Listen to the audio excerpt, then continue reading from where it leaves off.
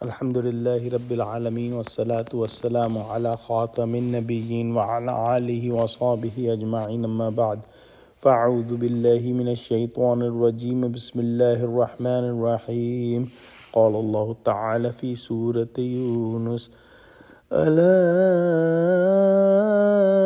إن أولياء الله لا خوف عليهم ولا هم يحزنون۔ ترجمہ: سن رکھو کہ جو خدا کے دوست ہیں ان کو نہ کچھ خوف ہوگا اور نہ وہ غمناک ہوں گے۔ اگلی آیت میں ارشاد فرمایا الذین آمنوا وکانوا یتقون۔ ترجمہ: یعنی جو لوگ ایمان لائے اور پرہیزگار رہے۔ ابن کثیر نے روایات حدیثیہ کی بنا پر اس کا مطلب یہ بیان کیا ہے کہ اولیاء اللہ جو کہ خدا کے دوست ہیں ان کو آخرت میں احوال محشر کا کوئی خوف نہیں ہوگا اور نہ دنیا کے چھوٹ جانے پر غمگین ہوں گے۔ جو خوف ہے وہ کسی فیوچر یا مستقبل کی چیز کے لیے ہوتا ہے اور غم جو ہے وہ کسی پاسٹ یا ماضی کی چیز کے لیے ہوتا ہے۔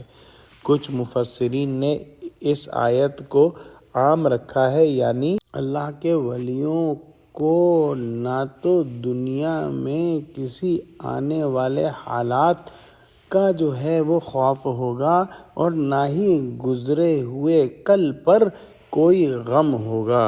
یعنی اولیاء اللہ جو ہیں ان کو ہر وقت اعتماد اللہ پر ہوتا ہے اور جو بھی واقعات ہو رہے ہوتے ہیں جو کہ بظاہر مشکل ہی صحیح لیکن ان کا اعتماد ہوتا ہے کہ اس میں اللہ سبحانہ و تعالی کی حکمت ہے اور اسی اعتماد اور اعتقاد کی وجہ سے انہیں خوف اور غم نہیں ستاتا۔ واللہ اعلم۔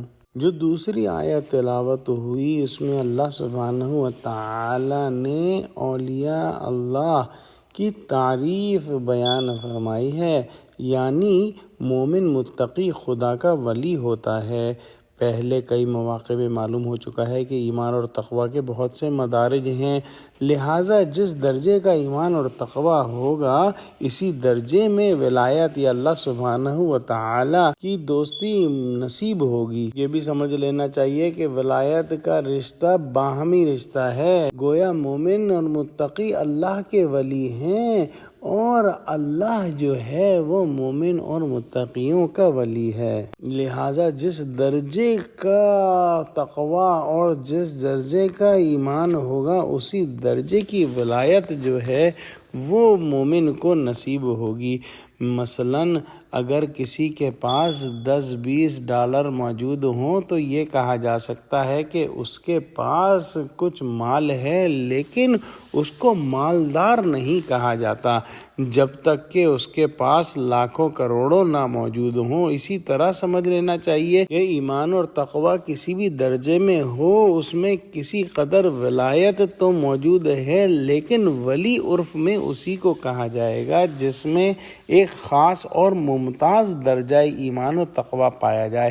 احادیث میں کچھ علامات و آثار اس ولایت کے ذکر کیے گئے ہیں، مثلاً اللہ کے جو ولی ہیں ان کو دیکھنے سے خدا یاد آنے لگے یا مخلوق خدا سے ان کو بے لوث محبت ہو۔ علماء کرام نے ولایت اور ولی کی مختلف تعریفیں کی ہیں جس کی تفصیل کا یہاں موقع نہیں۔ دعا کرتے ہیں کہ اللہ سبحانہ و تعالی ہم کو اپنا ولی بنا لے اور ہم کو اللہ کا ولی بنا دے۔ یا اللہ ہم کو حد درجے ایمان و تقوی عطا کر دے کہ ہم کو دیکھ کر لوگوں کو اللہ یاد آنے لگے۔ آمین۔ وآخر دعوانا الحمد للہ رب العالمین۔ والسلام علیکم ورحمۃ اللہ وبرکاتہ۔